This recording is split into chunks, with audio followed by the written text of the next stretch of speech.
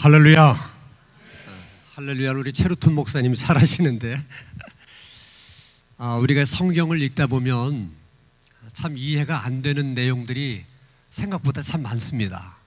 그중 하나는 왜 이스라엘 백성들이 애굽에서 출애굽을 한지 40년 동안 광야를 방황하다가 가나안 땅에 들어갔을까? 출애굽을 해서 금방 가나안 땅에 들어갔으면 좋았을 텐데, 어차피 40년 후에 들어갈 거라면 애굽에서 40년 늦게 출발해도 되잖아요. 근데 무엇 때문에 출애굽은 일찍 해놓고 들어가는 것은 이렇게 40년이나 걸렸을까? 그 이유에 대해서 성경은 두 가지로 우리들에게 말씀을 하고 있습니다. 먼저 민수기 14장에 있는 말씀을 보겠습니다. 민수기 14장 33절에서 34절 말씀을 보면 여러분들이 읽으신 대로 하나님의 말씀에 순종하지 않았기 때문에 그 순종하지 않은 형벌로서 그들이 40년 동안을 광야를 헤매다가 가나안 땅에 들어가게 하셨다. 이게 이제 성경의 설명이에요. 하나님께서 그렇게 하셨다는 겁니다. 그래서 이 부분은 조금 설명이 필요합니다. 하나님께서 이스라엘 백성들을 가나안 땅에 들어가게 하기 전에 먼저 12지파에서 한 명씩 대표를 뽑아가지고 그 땅을 정탐해 보도록 합니다. 12명이 가나안 땅에 들어가서 무려 40일 동안을 정탐을 해요. 40일을 정탐했다는 것은 대충 보고 온 게 아니고 아주 치밀하게 샅샅이 보고 온 겁니다. 40일 동안 12명의 정탐꾼들이 보고 온 보고의 내용은 크게 두 가지예요. 그들이 보고 온 게 뭐냐, 보고 온 내용이 뭐냐, 크게 두 가지입니다. 하나는 하나님께서 약속하신 대로 젖과 꿀이 흐르는 풍요로운 땅이다. 그걸 보고 온 거예요. 다른 하나는 그 여리고에 살고 있는 사람들의 성읍이 너무 우리가 볼 때는 견고하고 또 그 주민들은 상대적으로 우리보다 더 강하다. 그걸 보고 온 겁니다. 자, 두 가지를 보고 와서 이제 이스라엘 백성들 앞에서 보고를 하는데 여호수아와 갈렙은 전자에 초점을 맞춰서 보고를 해요. 그리고 나머지 10명은 후자에 초점을 맞춰서 보고를 합니다. 그랬더니 그 보고를 들은 대다수 이스라엘 백성들은 후자에 초점을 맞춰서 보고하는 사람들의 내용을 받아들였어요. 그 사람들이 그 보고를 들으면서 어떤 생각을 했겠습니까? 하나님께서 우리를 가나안 땅으로 인도하셨는데 분명 말씀하시기를 젖과 꿀이 흐르는 풍요로운 땅이다. 정탐꾼들이 보고 온 결과도 똑같아요. 하나님이 틀린 말을 하신 게 아니야. 그런데 문제는 그 성읍들이 너무 견고하고 주민들이 자기들보다 강하기 때문에 우리는 그 땅에 들어갈 수가 없다는 거예요. 그러면 아무리 가나안 땅이 젖과 꿀이 흐르는 풍요로운 땅이고 살기 좋은 땅이면 뭐해? 우리가 들어갈 수가 없다면 이건 그림의 떡이지 않느냐, 이런 생각을 하고 나니까 마음이 슬프기도 하지만 모세, 하나님 원망스러운 거예요. 왜 굳이 보기에는 좋은 그 땅에, 들어갈 수 없는 그 땅에 우리를 인도했느냐. 그것 때문에 울기 시작하는 거예요. 근데 그때부터 울기 시작한 그 원망이 밤이 새도록 그들이 울면서 원망을 합니다. 그래서 우리가 이제 그때 한 번쯤 이렇게 생각해 보는 거죠. 물론 그 이스라엘 백성들의 입장에서 생각해 보면 뭐 그럴 수도 있겠다. 참 어렵게 고생해서 큰 기대를 안고 왔는데 좋은 땅인 것만은 틀림이 없는데 우리가 들어갈 수 없다니 얼마나 낙심이 되고 실망이 됩니까? 그러나 한 번쯤은 그렇게 밤새도록 원망할 게 아니라, 원망이야 뭐 나중에 좀 늦게 해도 상관이 없잖아요. 원망이야 언제든지 뭐 하면 되는 거니까. 그럼 우리가 원망하기 전에 12지파별로 나눠줘서 한번 어떻게 하면 좋을지 대책을 한번 의논해보자. 이렇게 밤새도록 토론을 해봤으면 어땠을까? 자, 12지파별로 다 나눠서 토론합니다. 자, 정탐꾼들의 보기에 의하면 정말 젖과 꿀이 흐르는 풍요로운 땅이다. 우리가 거기에 들어가 살면 얼마나 행복하겠냐. 근데 성읍이 견고하고 주민들이 강해서 우리가 들어갈 수 없다고 그러는데, 그럼 어떻게 하면 좋겠느냐? 자, 여러분들이 이스라엘 백성들이라면 그 문제에 대해서 무슨 답변을 하겠습니까? 아마 여러 가지 얘기들이 나왔을 텐데 종합해 보면 아마 크게 두 가지 결론이었을 것 같아요. 하나는, 자, 그러면 우리가 못 들어간다면 그러면 다른 길이 뭐가 있냐? 그러면 애굽으로 돌아가든지, 결국은 가나안 땅에 들어가지 못하면 여기 우리가 서 있는 광야에서 죽든지, 그 둘 중에 하나밖에는 다른 길이 없지 않느냐. 그러면 우리가 큰 맘 먹고 애굽으로 돌아갔다고 한번 가정을 해보자. 도망친 노예를 살려두는 주인이 있냐? 우리가 정말 애굽으로 돌아간다고 했을 때 우리 생명을 보장받을 수 있느냐? 설사 바로가 우리를 살려준다 하더라도 예전처럼 우리를 대하겠느냐? 도망쳤던 노예들에 대해서. 그러면 예전보다도 더 가혹하게 우리를 대할 텐데, 그런 취급을 받으면서 정말 우리가 살아야 되느냐?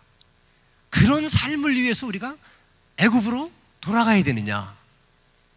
그럴 수 없지 않느냐? 그러면 한 번쯤 우리가 모세를 통해서 하나님에게, 하나님 한 번쯤 살려주세요.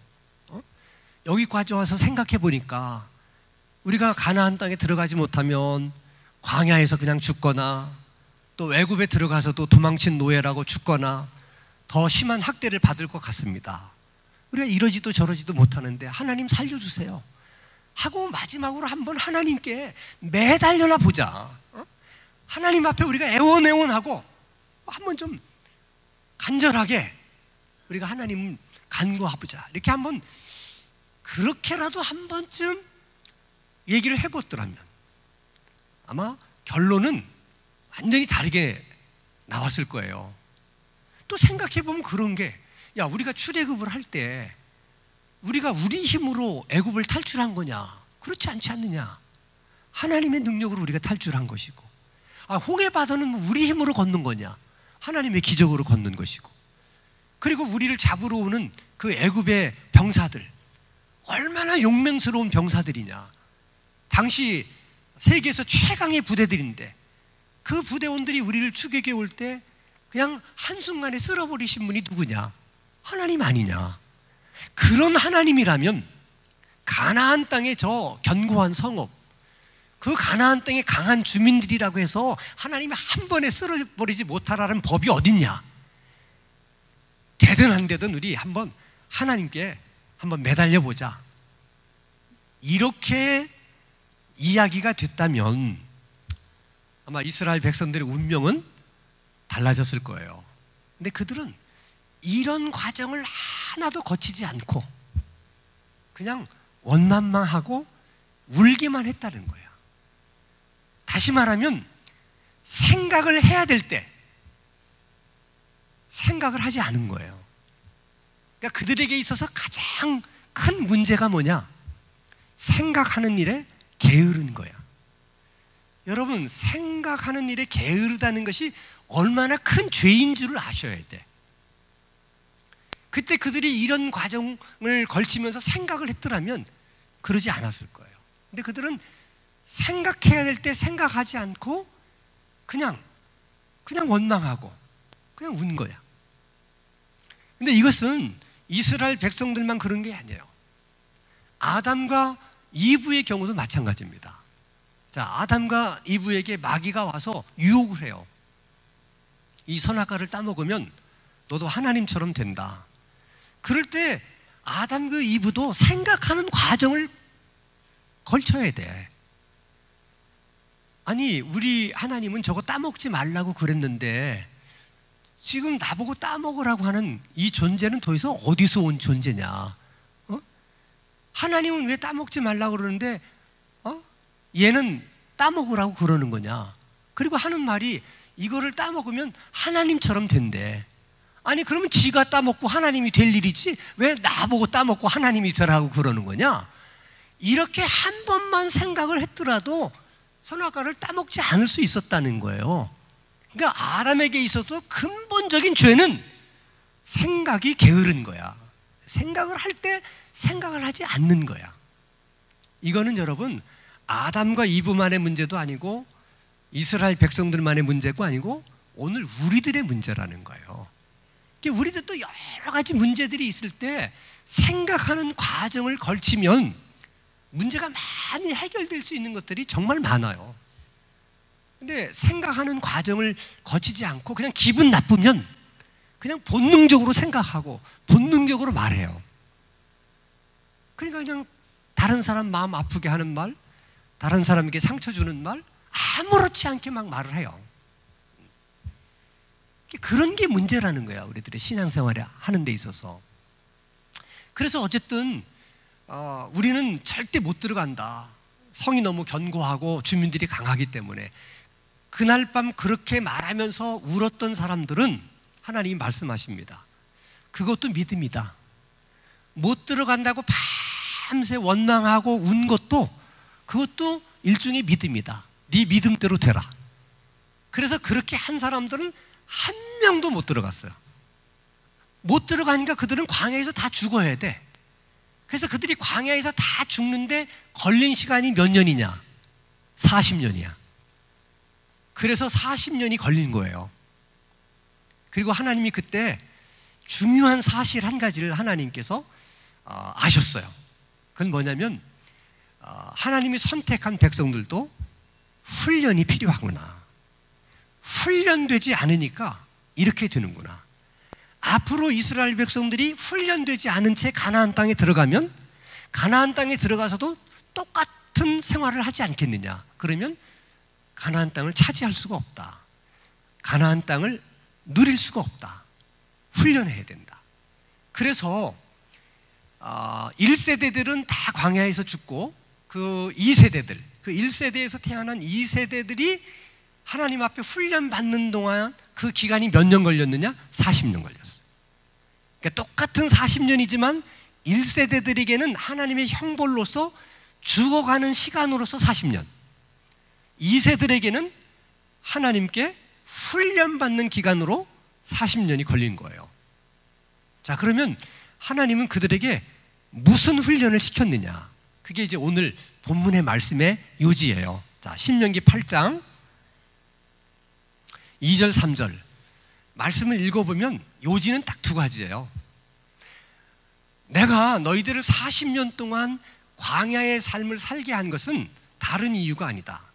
하나님의 말씀에 순종하느냐 순종하지 않느냐 그거를 확인해 보기 위해서 그렇다. 다시 말하면 40년 동안 하나님은 무슨 훈련을 시켰다는 거예요? 순종의 훈련을 시켰다는 거예요. 그리고 마지막에 뭐라고 말하냐면 사람이 떡으로만 사는 것이 아니라 하나님의 입으로 나오는 모든 말씀으로 산다. 그때 그 모든 말씀으로 산다고 하는 말씀 속에는 그 말씀에 순종하면서 산다는 말이에요. 그래서 하나님께서 40년 동안 이스라엘 백성들에게 훈련을 시키는데 딱 한 가지 과목만 훈련을 시켰어요. 순종이야.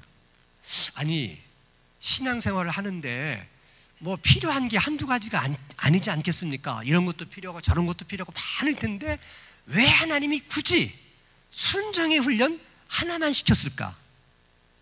하나님 판단에 순종하는 훈련 하나만 되면 대부분 다른 것은 다 되는 거라고 보는 거예요. 아멘? 하나님이 우리들에게 요구하는 게 많은 것 같지만 사실 알고 보면 하나예요.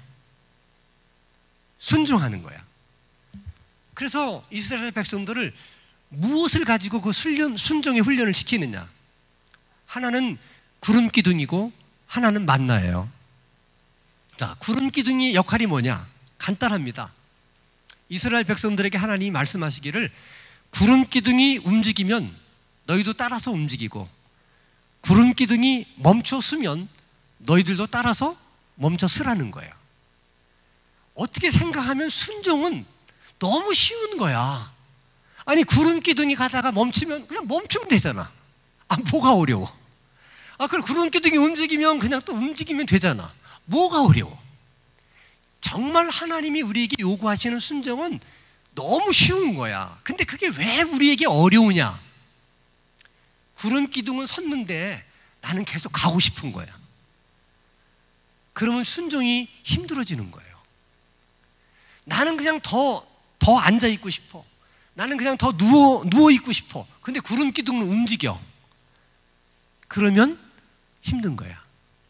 다시 말하면 하나님의 생각과 내 생각이 같으면 순종하는 건 정말 문제도 아니에요. 너무 수월해. 근데 하나님의 생각과 내 생각이 다르면 그러면 순종하는 것이 너무너무 힘든 거야. 잘 들으셔야 돼.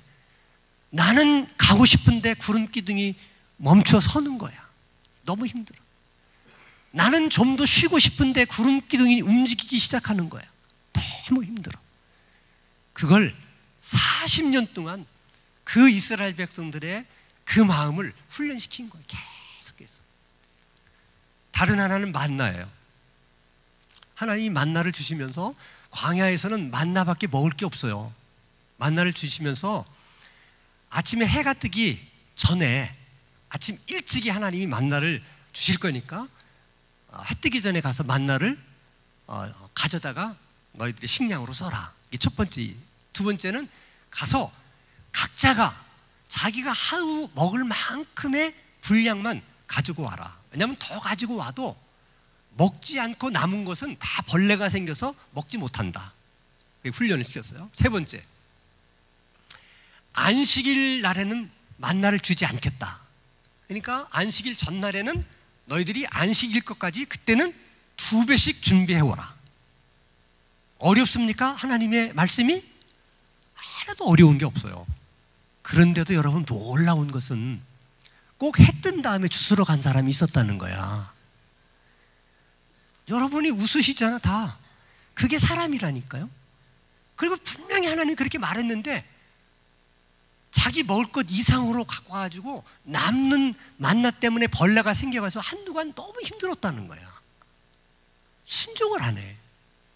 분명히 안식일 날에는 내가 만나를 안 줄 테니까 그 전날 2배를 준비하라고 그랬는데 안식일 날 어슬렁어슬렁 만나 주스러 나간 사람이 또 있었다는 거야. 어려워요. 순종의 훈련이라는 게 하루아침에 되는 게 아니야. 그래서 하나님이 직접 40년 동안 그냥 한 과목만 가르쳤다니까. 다른 것도 안 가르쳐요. 한 과목. 뭐? 순종.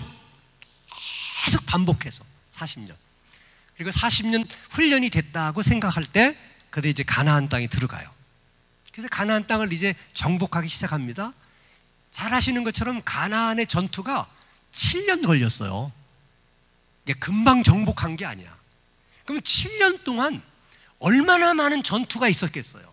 근데 성경에는 딱 하나 대표적인 전투 2개만 기록해놨어요.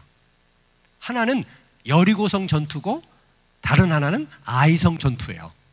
그러면 여리고성과 아이성의 전투의 특징이 뭔 줄 아십니까? 간단합니다.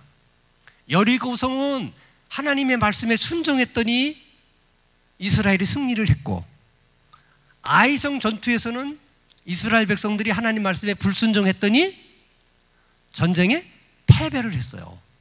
그러니까 전쟁에 이기느냐 또는 패배하느냐 하는 것은 적군이 얼마나 강하냐 아무 상관없어.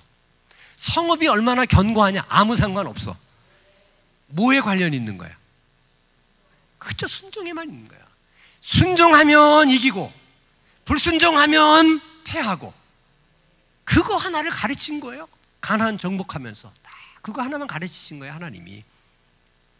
그게 뭐냐면 앞으로 너희들의 인생을 살 때 그렇게 살아야 된다는 거야. 자, 근데 가나안 땅에 들어가서 2세대들이 이제 그걸 경험했어요.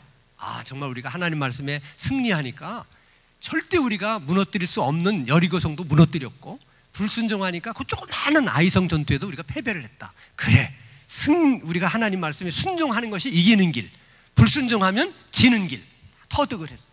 그래서 가나안 땅에 정착해서 잘 살았는데 그 세대가 또 다 갔어. 이제 3세대가 태어났어. 얘네들은 어떻게 해야 전쟁에서 이길 수 있는지 승리의 비결을 훈련받지를 못했어. 그러니까 하나님이 이들에게도 순종의 훈련을 가르쳐줄 필요가 있는 거야. 어떻게 해야지 너희들이 살면서 승리할 수 있느냐, 어떻게 하면 패배하느냐, 그걸 가르쳐줄 필요가 있는 거죠. 그래서 사사기 3장 1절 4절 보면 잘 들으셔야 돼. 여호와께서 가나안의 모든 전쟁을 알지 못한 이스라엘을 시험하시려고, 다시 말하면 가나안의 모든 전쟁들을 알지 못한 이스라엘을 훈련하시려고, 그 뜻입니다.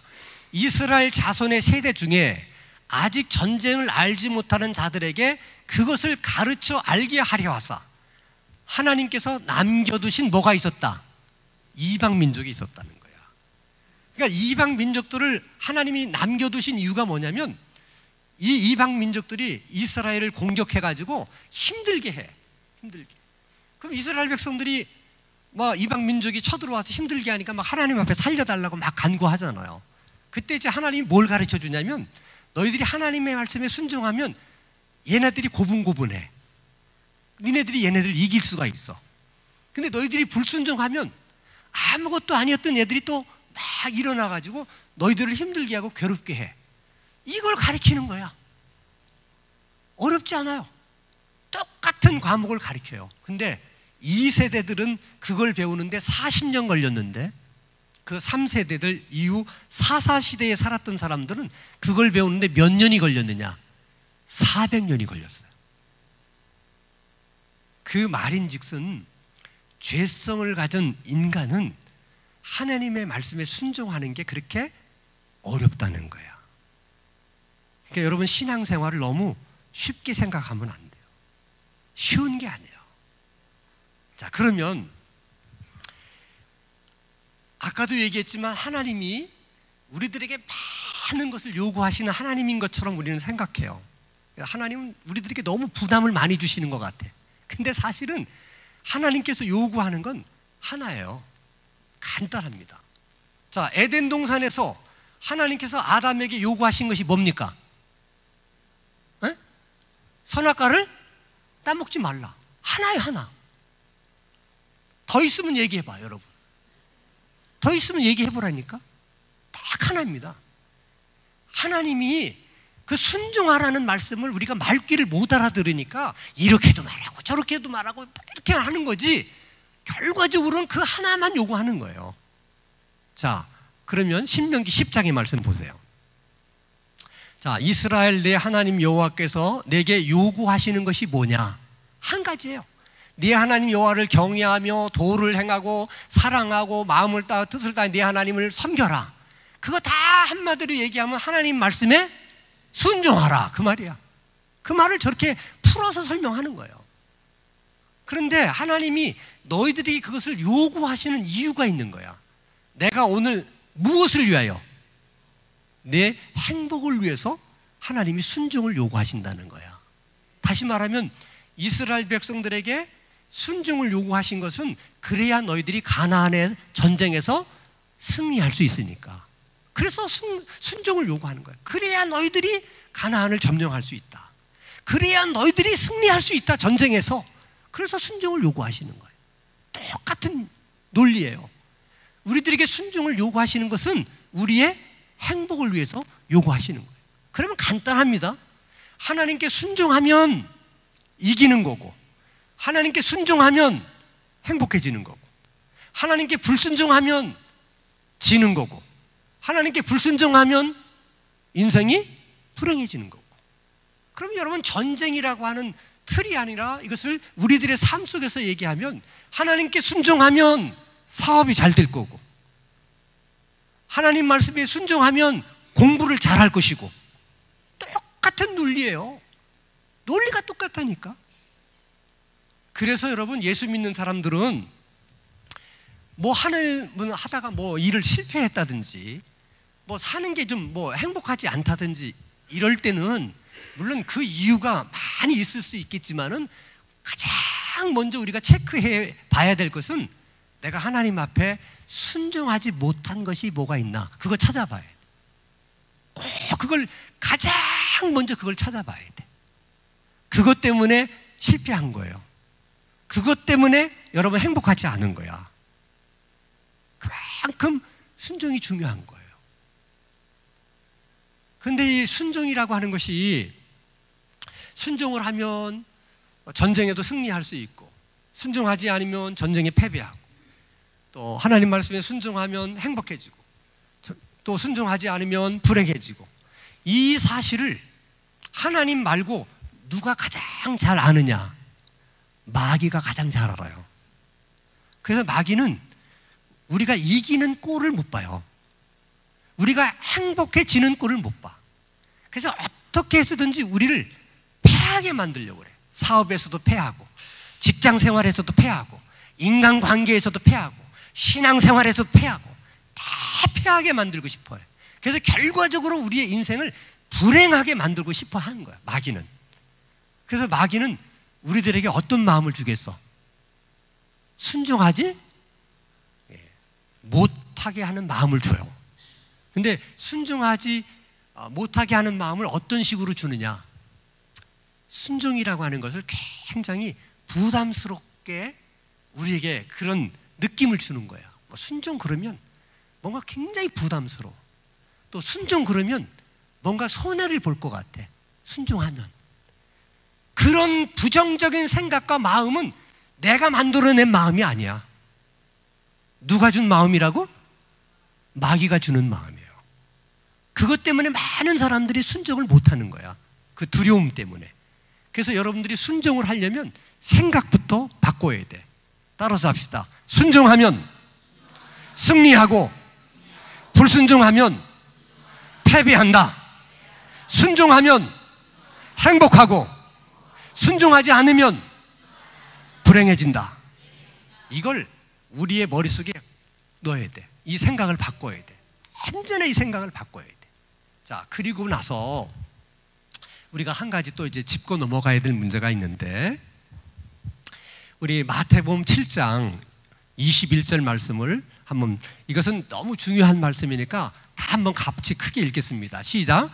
나더러 주여 주여 하는 자마다 천국에 들어갈 것이 아니요 다만 하늘에 계신 내 아버지의 뜻대로 행하는 자라야 들어가리라. 한마디로 말하면 주여 주여 한다고 해서 다 하나님 나라 들어가는 것이 아니라 하나님 말씀에 순종하는 사람이 하나님 나라 들어간다는 거예요. 자, 한국교회가 가장 잘한 것 중에 하나가 뭐냐면, 누구든지 예수 그리스도를 구주로 믿기만 하면, 예수님께서 우리 죄를 대신 담당하시고 십자가에 못 박혀 죽으셨기 때문에 그 예수님만 믿기만 하면 우리는 구원을 받는다. 우리가 구원을 받는 데 있어서는 행위가 필요 없고 선행이 필요 없고 오직 예수 그리스도를 믿는 믿음만이 필요하다. 이렇게 한국교회가 가르치고 강조한 것은 한국교회가 한 일 중에 가장 잘한 일 중에 하나야. 그런데 동시에 한국교회가 가장 잘못한 일 중에 하나는 뭐냐면, 그것만 가르쳤지 순종을 가르치지 않은 거예요. 자, 예수님이 이렇게 말합니다. 나더러 주여 주여 한다고 그래갖고 다 천국에 들어오는 것이 아니다. 순종하는 사람만이 들어온다. 이 얘기를 누가복음에서는 이렇게 얘기를 합니다. 누가복음 6장 46절 같이 읽습니다. 시작. 너희는 나를 불러 주여 주여 하면서도 어찌하여 내가 말하는 것은 행하지 않느냐. 그러니까 주님이 뭐라고 말씀하시냐면 이상하다는 거야. 너희들이 나를 주님 주님 그러면 주님 말을 들어야지. 주님 말에 순종을 해야지. 말은 주님 주님 하는데 왜 내 말을 안 듣느냐는 거야. 잘 들으셔야 돼요, 여러분. 우리에게 중요한 것은 하나님을 믿느냐 안 믿느냐가 중요한 게 아니라 어떤 하나님을 믿느냐가 중요한 거야. 다시 얘기합니다. 하나님을 믿느냐 안 믿느냐가 중요한 게 아니라 어떤 하나님을 믿느냐가 중요한 거라. 근데 우리는 그냥 우리 생각에 하나님을 믿는다고 생각하면 다 된다고 생각해. 그렇지 않아요. 잘 보세요. 우리가 예수님을 믿으십니까? 저 예수님 믿습니다. 뭐 예수님을 누구라고 믿으십니까? 하나님의 아들이라고 믿습니다. 그 예수님을 왜 믿으십니까? 예수님이 제 죄를 대신해서 십자가에 못 박혀 죽으셨기 때문에 그 예수님을 믿어야 제가 구원받기 때문에 예수를 믿습니다. 다 맞는 말이에요. 틀린 말이 아니에요. 근데 거기서 함정이 하나 있는 거야. 예수님을 우리가 내 죄를 대신해서 십자가에 못 박혀 돌아가심으로 우리를 구원하신 우리의 주님이시다. 우리가 그렇게 믿잖아요. 거기서 중요한 단어는 주님이라는 단어야. 주님이라는 단어를 우리말로 번역하면 주인이라는 뜻이에요. 자, 쉽게 얘기하면 예수님 당시에는 노예들이 많아서, 노예들이 노예 시장에서 노예를 사고 팔고 해요. 자, 여기가 마귀야. 근데 예전에는 우리가 마귀의 노예였어요. 마귀의 노예. 주인이 마귀야. 근데 예수님이 오셔서 십자가에 못 박혀 돌아가시고 그 핏값을 마귀에게 주고 우리를 노예에서 건져주셨어요. 값을 주고 산 거야. 그리고 여기가 예수님이야. 그래서 옛날에는 내가 여기 노예였는데 예수님이 핏값을 주고 나를 사서 이쪽으로 왔어. 그러면 나는 누구의 노예가 돼? 에? 나는 누구의 노예냐니까? 예수님의 노예야. 정신 바짝 차리세요. 우리는 예수님의 노예야. 근데 예수님은 우리를 노예라고 부르지를 않고 우리를 자녀라고 불러. 때로는 친구라고 부르셔. 그러나 기본적인 베이스는 우리는 주님의 종이야. 핏값을 주고 사왔기 때문에 종이야. 그렇기 때문에 우리는 예수님 말씀에 순종해야 된다, 안 해야 된다? 순종을 안 하는 종이 종입니까? 그런 종은 세상에 없어요. 그러니까 순종하지 않는다는 건 자기가 주인이라는 거예요. 그래서 순종을 안 하는 거예요. 자기가 주님의 종이면, 예수님의 종이면 당연히 순종을 해야지. 근데 왜 안 해? 종이 아니니까 안 하는 거야. 그러니까 자기가 주인이기 때문에 안 하는 거예요. 그러니까 예수님을 믿는다고 말하면서도 자기 삶의 주인은 아직도 자기야, 그냥. 그래서 얘기하는 거예요. 주여 주여 하는 자마다 다 하나님 나라에 들어오는 게 아니라고. 그러니까 그렇게 생각하는 사람은 자기가 예수를 믿는다는 것이 뭔지를 모르는 거야. 그냥 자기 편하게만 생각해. 예수님이 십자가에 못 박혀 죽으셨기 때문에 예수님만 믿으면 나 이제 죄 용서받고 나 천국 간다. 자기 좋을 대로만 믿는 거야. 그러나 그 이야기 뒷면에는 그래서 주님께 우리는 어떻게 하고 살아야 된다? 순종하고 살아야 된다 하는 거예요. 그러니까 주님께 순종하는 자만이 예수님께서 우리를 십자가에서 못 박혀 돌아가셔서 구원을 해주셨다, 그렇게 믿는 거예요, 우리가. 그러면 이제 여러분들이 이렇게 얘기해도 아직도 실감이 안 나실 거야. 자, 그러면 마태복음 7장 22절 23절 말씀을 보세요. 이거 누가 얘기하신 거냐면 예수님이 직접 말씀하신 거야. 자, 그날이라고 하는 것은 이제 최후의 심판날이에요. 그날에 많은 사람들이, 생각보다 많은 사람들이 나더러 이르되 주여 주여, 우리가 주의 이름으로 뭘 하고? 선지자 노릇을 하고. 이게 선지자 노릇이라는 거 오늘 말로 말하면 뭐 목사 노릇을 했다든지 장로 노릇 했다든지 뭐 권사 노릇을 했다든지 그런 걸 말하는 거예요. 선지자 노릇을 하며 또 주의 이름으로 뭐도 해요? 귀신도 쫓아냈어. 또 주의 이름으로 뭐해? 많은 권능도 행했어요. 그랬더니 주님이 뭐라고 말씀하시냐면 내가 너희들 도무지 모르겠다는 거예요. 그럼 내가 여러분들 질문해 봅시다. 아니, 주님의 이름으로 선지자 노릇을 한 사람을 주님이 모르신다면 그럼 도대체 주님이 아시는 분은 누구야? 아니, 주님의 이름으로 귀신을 쫓아낸 자를 주님이 모르신다면 주님은 누구를 아신다는 거야? 아니, 주님의 이름으로 많은 권능을 행한 자를 주님이 모르신다면 도대체 주님이 아시는 분은 도대체 누구냐고. 게다가 뭐라고 얘기하냐면 너희들은 불법을 행하는 자라는 거야. 아니, 귀신을 쫓아낸 일이 어떻게 불법이 돼요? 안 이상해요, 여러분? 아니, 주님의 능력으로 많은 기적을 행한 일이 어떻게 불법이 되냐고요. 이유는 딱 하나예요. 귀신을 쫓아냈든 선지자 노릇을 했든 많은 권능을 행했든 주님의 말씀에 순종하지 않고 한 일은 다 주님에게는 뭐야? 모르는 일이야. 주님하고는 상관이 없는 일이야. 다시 말하면 우리가 주님의 종인데 주인의 명령을 받들어서 귀신도 쫓아내고 주님의 명령을 받들어서 능력도 행하고 주님의 명령을 받들어서 선지자를 노릇도 해야 그게 제대로 된 거지. 주님이 명령도 없는데 그냥 자기 좋아서, 자기가 좋아서 그냥 목사도 하고, 자기가 좋아서 장로도 하고, 그냥 자기가 좋아서 권사도 하고, 자기가 좋아서 은사 받아서 귀신도 쫓아내고, 이런 것은 주님이 보실 때는 이게 다 네 일이라는 거야. 언제 네가 나한테 그런 일에 대해서 물어본 적이 있냐? 다 네가 하고 싶은 대로 했는데 이제 와가지고 무슨 뭐 주님을 위해서 뭐 이런 일을 했다고 왜 그러냐는 거야. 그건 네가 좋아서 네가 한 일이니까 나는 모르겠다. 그리고 그게 다 불법이라는 거야. 아니, 주님의 이름으로 선지자 노릇 하려면 주님의 말씀에 순종을 해야지. 주님의 이름으로 그걸 하면서 주님의 순종도 안 하면서 주님의 이름으로 저거 하면 말이 돼야 안 돼. 그러니까 주님이 다 뭐야? 그건 다 불법이다.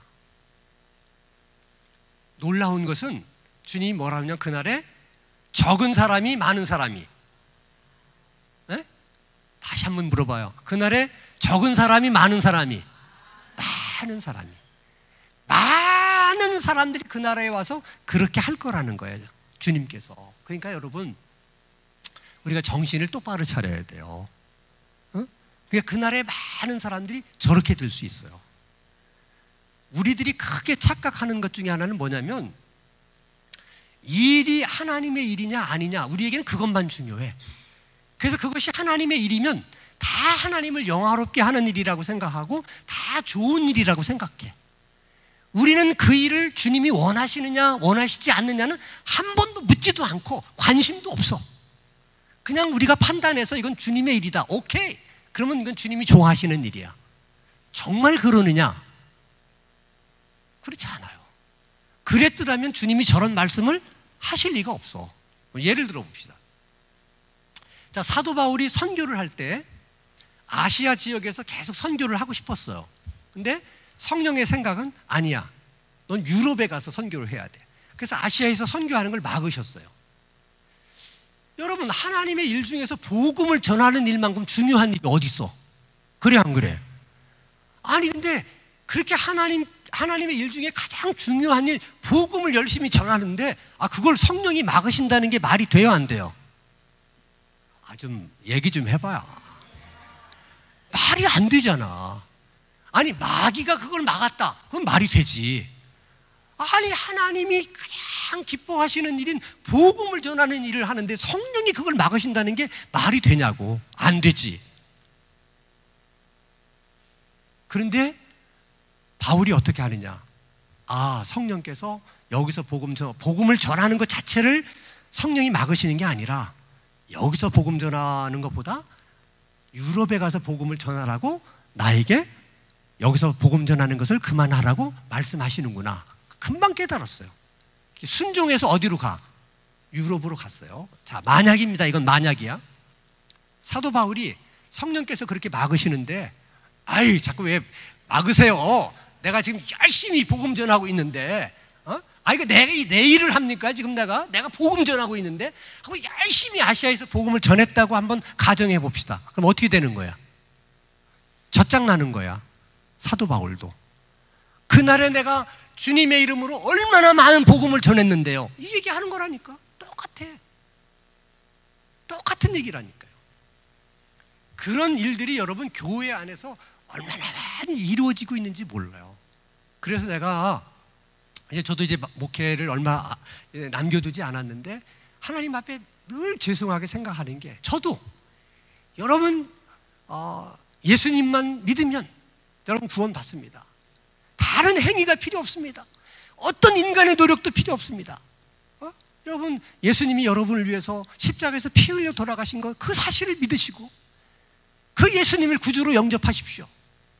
이것만 저도 너무 많이 강조한 거야. 강조해서. 그 다음에 순종해야 된다는 거를 훈련을 안 시킨 거예요. 그러니까 교회 안에 그런 믿음만 가진 교인들만 많지, 앞으로 저렇게 될 사람이 너무 많은 거야, 교회에. 그게 두려운 거예요. 두려운 거예요. 아니, 생각해봐. 복음 전하는 일도 성령이 막으셨다면 여러분들이 지금 하고 있는 하나님의 일이라는 게 뭐예요? 그 일은 성령께서 막지 않으시겠어요? 그 일에 대해서는 성령께서 다른 생각이 없으시겠어요? 그래서 우리는 늘 기도하면서 신앙생활을 해야 되는 거야. 그러니까 예수 믿는 사람들이 기도를 하지 않고 신앙생활을 한다는 것은 한마디로 얘기하면 나는 주님의 생각에 상관이 없다. 난 주님이 어떤 생각을 가졌는지 나는 거기에 관심이 없다. 그 얘기랑 똑같아. 정말 주님의 뜻이 뭘까? 이게 하나님의 일이지만 그럼에도 불구하고 정말 하나님이 이때 이 일을 하기를 원하실까? 물어는 봐야지, 기도로. 근데 어떤 분은 평생 기도 안 해. 기도하면 식사기도 정도밖에 안 해. 그러니까 그걸 하나님 앞에서 내놓고 난 당신 생각 알아보고 싶은 생각도 없다, 마음도 없다. 그 뜻하고 똑같은 거야. 그러면 기도하지 않는데 어떻게 주님의 생각을 알아? 기도하지 않는데 어떻게 주님의 마음을 알아? 그러면 주님의 생각을 모르고 주님의 마음을 모르면 누구 생각대로 하겠어? 다 자기 생각대로 하는 거지. 다 자기 생각대로 하면서 다 우리는 합리화를 시켜요. 주님의 일이다. 내가 지금 주님의 일을 하고 있다. 똑같아요, 바울처럼. 나는 지금 아시아에서 열심히 선교하고 있다. 다 그걸로 합리화시키는 거예요, 전부 다. 그래서 우리가 마지막 날에 주님 앞에 섰을 때 어떻게 될 건지는 그때 가봐야 알아. 두려운 일이에요, 사실은. 두려운 일이에요. 그러면 여러분, 우리가 하나님 말씀에 늘 순종해서 살려면 늘 기도하며 살아야 돼. 그리고 계속 말씀을 들어야 돼. 우리가 말씀을 듣는 이유도 딱 하나예요. 뭐 하기 위해서? 그렇지, 잘 말씀하셨어. 우리가 성경의 지식을 높이거나 성경의 스토리를 많이 알기 위해서 말씀을 듣는 게 아니야. 우리가 말씀을 듣는 유일한 목적은 순종하기 위해서 듣는 거야. 그러면 여러분들에게 순종하라고 주시는 말씀은 누굴 통해서 주시느냐? 담임 목사님을 통해서 주시는 거예요. 많은 성도들이 지금도 많은 그런 오해가 있어요. 지금도 뭐 유튜브에 들어가면 뭐 유명한 목사님들 많아. 그 설교를 들으면 뭐 은혜가 되는 것도 있고 뭐 도움이 되는 것도 있고 많아요. 그건 그냥 거기에서 끝나는 거예요. 하나님이 한양교회 성도들에게 순종하라고 주시는 말씀은 반드시 한양교회 담임 목사님을 통해서만 주세요. 그러니까 그 책임이 담임 목사님에게만 있는 거예요. 그러니까 여러분들이 다른 교회 목사님들 뭐 설교 듣고 뭐 은혜 받는 건 뭐 괜찮아. 그러나 그분들을 통해서는 순종하라는 말씀은 여러분이 받을 수가 없어. 그러니까 한 교회를 정해서 담임 목사님 밑에서 신앙생활을 하지 않고 흔히 말하는 가난한 성도들, 여기저기 다니면서 좋은 목사님들 설교 듣고 이런 사람들은 바른 신앙생활을 할 수가 없어요. 왜냐하면 순종의 말씀을 들을 수가 없기 때문에. 그러니까 그냥 말씀만 즐기는 거야. 즐기는 거지 순종이라는 게 없는 거예요. 그러나 항상 하나님께서는 이스라엘 백성들을 순종의 훈련을 시키셨듯이 마지막에 그렇게 되면 안 되니까.